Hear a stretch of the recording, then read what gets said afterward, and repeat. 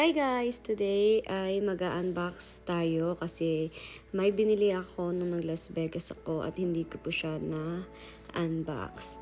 Ito siya guys, kaya bumili ako nito kasi napakaganda at very elegant siya pag susuotin siya guys at perfect kasi ang ganda ng kulay niya at na-inlove talaga ako nito kaya binili ko siya.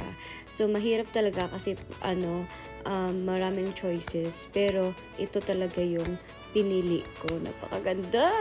Of course, bubuksan din natin tong isa guys kasi napakaganda din ito guys at super talaga guys, nag-isa lang to at ang gandang kulay nito kasi match sa damit ko. Grabe, na in love talaga ako nito kasi yan sabi ni ate, nag-iisa lang daw yan dito kaya binili ko talaga siya guys. Nag-decide ba ako yung puti or ito yung pinili ko kasi napakaganda sa paa at super in love ako dito sa kulay.